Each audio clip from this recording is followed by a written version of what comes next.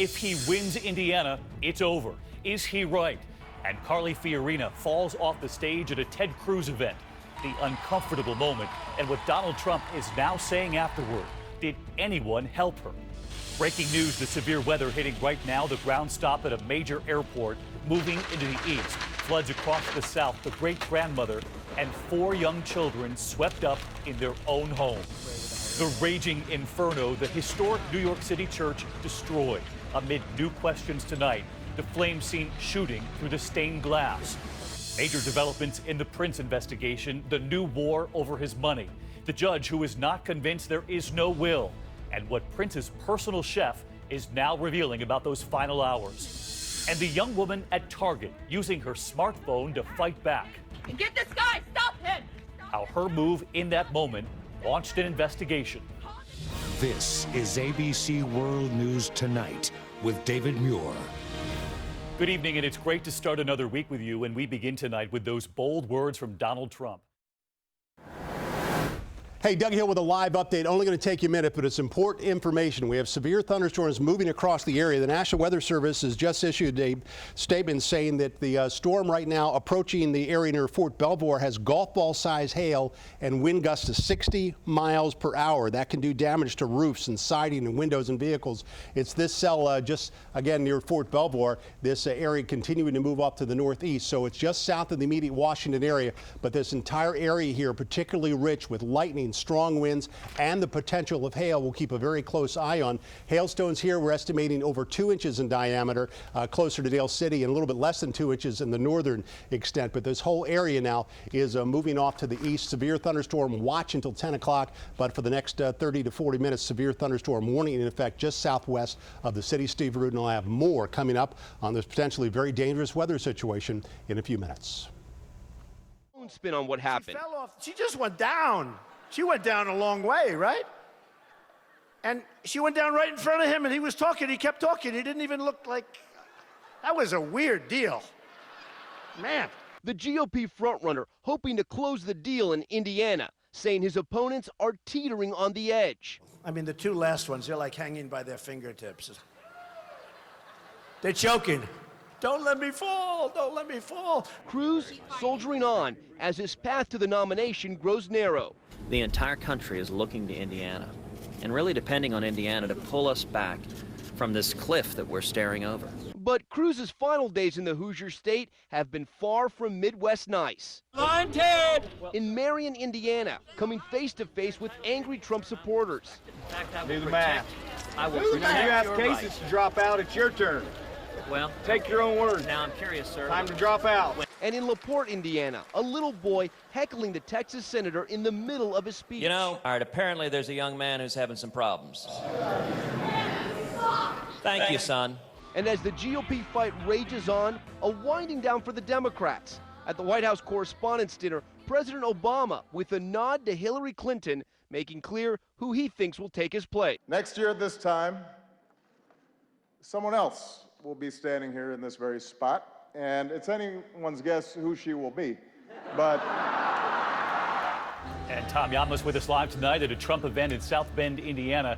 And as Donald Trump tries to seal this nomination, Tom, some new signs that Hillary Clinton shifting her focus to the general with that little boost from the president there? That's right, David. No doubt she appreciated that comment from President Obama. And today we learned that the Hillary Clinton campaign will start campaigning in states like Ohio and Virginia. Battleground states she'll want to win in the general election. And David, they're not only spending time there, they're going to start hiring staff. They tell us there's a benefit to getting there early. David? Tom Llamas leading us off tonight with a crowd awaiting Donald Trump. Now to the severe weather at this hour, already hitting the south with deadly flooding, a great-grandmother and 4 children in their home. And now the storm moving east. Dangerous driving in Selmer, Tennessee. This family rescued after their SUV went off the road. New images tonight of homes and power lines badly damaged by downed trees in and around Atlanta. And in Palestine, Texas, a community in mourning after learning about that great-grandmother and those young children. ABC's Steve Osinsami in Atlanta tonight. This is what we got to deal with in West Virginia. The flooding rains that washed out the weekend for much of the South are threatening nearly 14 million families tonight in the Mid-Atlantic. In Georgia, Tennessee, and North Carolina today, the hail came hard. The weather forced a ground stop at the Charlotte airport. I can't see my babies no more. I can't see my 4 babies no more. This same storm system stole 6 precious lives in Palestine, Texas, where Linda Asbury and her great-grandchildren drowned trying to escape floodwaters that poured into their home. She made it out the house with those babies, carrying all 4 of them. The water had risen to here on my mom, and she was still trying to get through the water. An hour north, we met another family who lost their home to a tornado. Listen as Tiffany Reeve tries to explain to her daughter that all is not lost. You sad? No, Mommy's not sad. Mommy's okay because you're okay. That is crazy. Thank you, Lord, that I got off of this. Roads washed away before our eyes. From the sky, pictures of the storm damage through parts of Atlanta. 2 water pumping stations lost power, and they've been telling people to boil their water since. Families who live in this neighborhood are realizing this evening that they'll need to rebuild. Take a look directly behind me. The grandmother who lives in this home happened to be sitting in the only room that wasn't crushed by these large trees. David? No, that was a blessing. Steve, thanks. And Rob was telling me Atlanta gets hit again tonight. And look at this, a mess across the east. Yeah, not just the wind, some big-time hail moving into even D.C. We've got a watch box up tonight from Washington, D.C., back through Richmond, all the way almost to Knoxville, Tennessee. Hail and high winds with these individual cells that will be roaming through to at least 9 or 10 o'clock tonight. Then a big ridge pops up in the central U.S. What that means is kind of continued messiness for the east. I think tomorrow morning is going to be really rainy in New York City, and on and off showers for the rest of the week. Could see 1 to 3 inches through Wednesday, but it does look to be pretty wet, at least through Friday, David. Tough commute tomorrow for sure, Rob. Thank you. Now to Washington, D.C. tonight, and new images of the cargo train derailing in the nation's capital. Surveillance video showing the moment more than a dozen cars went off the tracks on Sunday, at least 2 of them leaking dangerous chemicals before being contained. Workers safely transferring the cargo. The cars will now be moved for inspection. The cause of that accident under investigation tonight. There are major new developments this evening in the Prince investigation amid a new war over his $300 million estate. Family members in court today, a judge not convinced there was no will, at least not yet. Also tonight, the young personal chef to Prince, now revealing new details about those final hours. ABC's Eva Pilgrim is outside Minneapolis.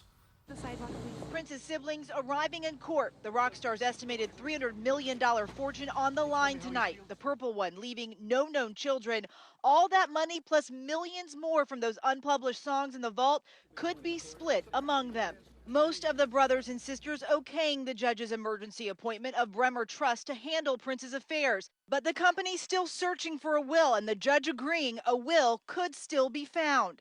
Meanwhile, authorities turning their attention to his medication and whether the star died of a drug overdose. Sources telling ABC News the superstar was getting prescriptions from multiple doctors, authorities executing a search warrant at his local Walgreens.